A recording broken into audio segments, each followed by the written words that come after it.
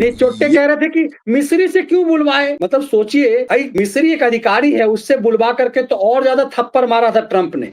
और अक्सर आप देखेंगे कि मोदी ये सब चीजें जनता के बीच जाकर कहते हैं, जैसे बिहार की सभा में जाकर के उन्होंने ऑपरेशन सिंदूर की बात करी थी, आज वो उड़ीसा में, ये बात तो बिहार में भी बोल सकते थे। मेरे लिए तुमसे तुम्हारी बुलवा मना कर देना मेरे लिए ज्यादा महत्वपूर्ण था, क्योंकि मुझे उड़ीसा आना था। तो मैंने कहा ना, डिप्लोमेसी की भाषा के बड़े चरण होते हैं, बड़ी परतें होती है। कि भगवान जगन्नाथ कौन है? भगवान कृष्ण का ही रूप है, वो भगवान कृष्ण का ही रूप है। और कृष्ण कौन है? कृष्ण मतलब कूटनीति के जन्मदाता।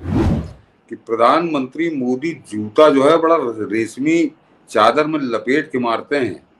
प्रधानमंत्री मोदी को डोनाल्ड ट्रंप ने बुलाया था कि आ जाओ कनाडा चलते समय, उसको उन्होंने मना कर दिया था। उस बात को विक्रम मिश्री बता चुके थे। आज प्रधानमंत्री मोदी ने उसका फिर जिक्र किया, क्यों किया? नहीं, चोट्टे कह रहे थे कि मिस्री से क्यों बुलवाए, मतलब सोचिए भाई, मिस्री एक अधिकारी है, उससे बुलवा करके तो और ज्यादा थप्पड़ मारा था ट्रंप ने। इनके ये कहते हैं कि कूटनीति हम बेहतर समझते हैं।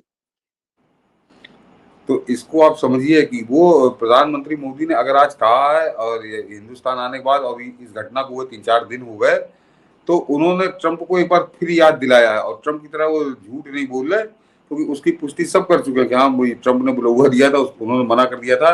लेकिन आज 4 दिन बाद जो जिक्र किया, तो हर चीज के जो है, खासकर डिप्लोमेसी के स्तर पर एक शब्द भी जो बोला जाता है उसके बड़े मायने होते। तो मैंने कहा ना कि वो प्रधानमंत्री मोदी ने एक रेशमी रुमाल में लपेट के जूता मारा है कि तुमने बुलाया तो मैं नहीं आया, मैं तुम्हारे साथ जितने तुम्हारे पहले सुन लेते हैं, उसके बाद उसको समझेंगे।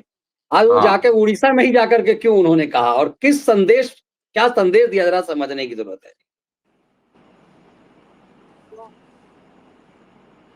अभी 2 दिन पहले कनाडा में G7 समिट के लिए वहां था, और अमेरिका के राष्ट्रपति फोन किया। उन्होंने कहा कब कनाडा आए ही है, तब होकर के जाइए, साथ में खाना खाएंगे, बातें करेंगे। आग्रह से निमंत्रण दिया। मैंने अमेरिका के राष्ट्रपति को कहा, आपका निमंत्रण के लिए धन्यवाद, मुझे तो महाप्रभु की धरती पर जाना बहुत जरूरी है। साथियों, मुझे तो महाप्रभु की धरती पर जाना जरूरी है, मतलब इग्नोरेंस का बता दिया कि तुम्हारी औकात क्या है, और पब्लिकली ये बताना। और अक्सर आप देखेंगे कि मोदी ये सब चीजें जनता के बीच जाकर कहते हैं, जैसे बिहार की सभा में जाकर के उन्होंने ऑपरेशन सिंदूर की बात करी थी, आज वो उड़ीसा में, ये बात तो बिहार में भी बोल सकते थे। लोग कहते हैं कि चुनाव में है, महाप्रभु की धरती पर जाकर उड़ीसा में जाकर उन्होंने बोला, पब्लिक गैदरिंग में बोला। जगन्नाथ जी की धरती पे थे वो। और वह बता दूं कि हम लोग तो अभी बहुत क्या कोई स्तरीय नहीं है, कि प्रधानमंत्री मोदी अच्छे से जान रहे हैं कि कल जो ट्रंप ने बड़ा बाउंसर फेंका, वो नोबाल फेंकी है उसने, और वो नोबाल बहुत महंगी पड़ने जा रही है अमेरिका को, और उससे ज्यादा उस असीम मुनीर को। और वो नोबाल जरा अभी आने दीजिए समय, क्या स्थिति होगी पाकिस्तान की, हम लोग को देखने वाला होगा। और उसका एक नजारा आज सामने आ गया, उसका एक नजारा सामने आ गया कि आज रूस भी कूदा है। और रूस ने तो कल ईरान को ही कहा है कि, और एक तरह से जरा देखिए, कहा जाता है तो डिप्लोमेसी की भाषा यही होती है। ईरान के साथ जो हो रहा हो तो दुनिया देख रही है, लेकिन रूस ने ईरान के सहारे, ईरान के बहाने अमेरिका को संदेश दिया है। रूस ने कहा कि हमारा एयर डिफेंस सिस्टम ईरान ने लेने से मना कर दिया था, मैंने इसको ऑफर किया था, उसने मना कर दिया था, और उसका नतीजा अब ईरान भोग रहा है आज। और ये बहुत खुलकर कहा, और स्वयं पुतिन ने कहा है, ऐसा भी नहीं कोई रूस के अधिकारी ने कहा हो या रूस के मंत्री ने कहा हो। पुतिन ने कहा कि हमने इनको ऑफर किया था और इन्होंने मना कर दिया, और उसका नतीजा अब ईरान भोग रहा है। मनीष, इसके मायने समझ रहे हैं आप? इसका मतलब ईरान के लिए, ईरान को याद दिलाने से थोड़ी कोई फायदा था। पुतिन ने समझाया है अमेरिका को कि तुम गलत फहमी में ना जाना, कि अगर तुमने गलत चक्कर पाला तो हमारे पास सिस्टम भी बड़ा दूसरा है। तो एक तरह से बताया कि हमारे पास पूरा इंतजाम है तुम्हारे लिए। और मैं दर्शकों को बता दूं, वो जो यूक्रेन वाला हुआ था, वो यूक्रेन में दगा खाया था उसकी इंटेलिजेंस एजेंसी। वो वहाँ 6 साल 18 महीने से घुसे हुए थे और लोकल उन्होंने बना के वहाँ पे मार दिए थे, हमला किया था। तो यूक्रेन को तो काफी कुछ समझा चुका रूस, और वो अभी और भी समझाएगा। लेकिन वो जो एयर डिफेंस सिस्टम है वो उसका कहीं हल्का नहीं है, और वो ऑपरेशन सिंदूर में बता चुका। हिंदुस्तान ने दिखा दिया कि जो रूस का S-4 है, S-400 है, वो गजब का है।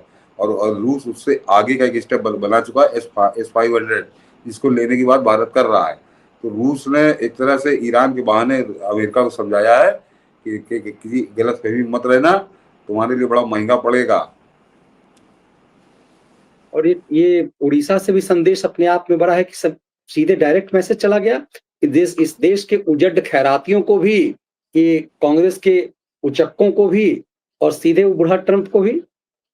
हाँ, वो तो आज 4 दिन बाद उसको दोहराने का कोई मतलब नहीं था, और वो भी उड़ीसा की जनता के बीच में। लेकिन प्रधानमंत्री मोदी ने उसको 4 दिन बाद, क्योंकि कल वो नाचा कूदा था, बड़ा डिस्को किया था उसने, वसीम मुनीर ने साथ साथ बैठे थे कि हम बने तुम बने एक दूसरे के लिए।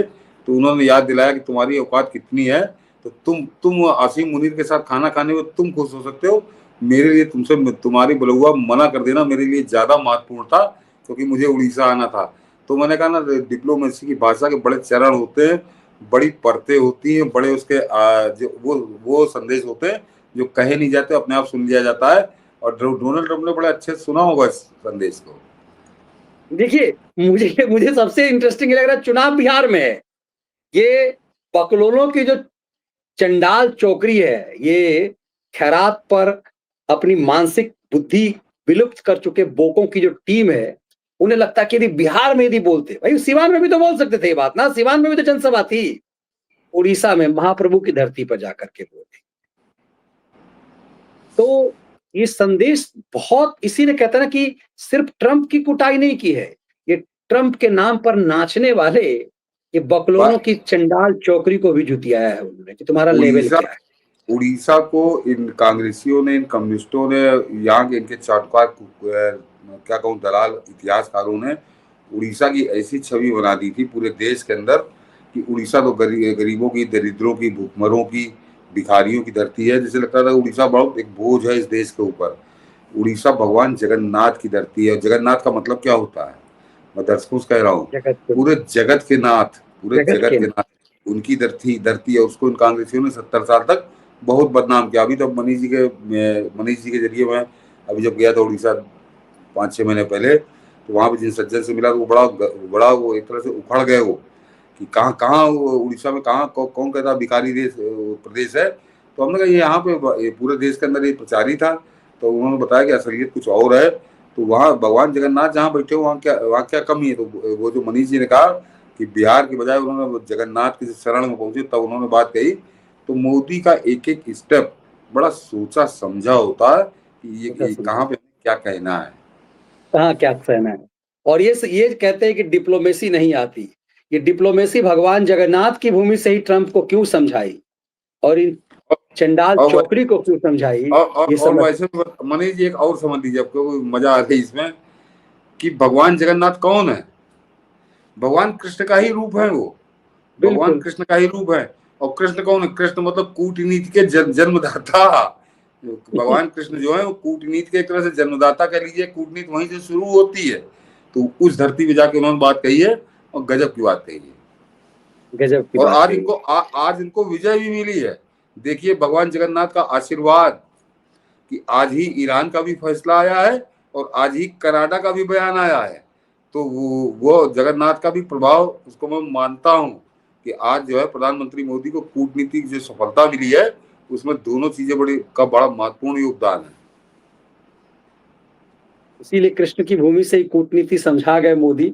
अब फिर भी यदि उजड्डों को समझ में ना आए तो फिर क्या किया जाए।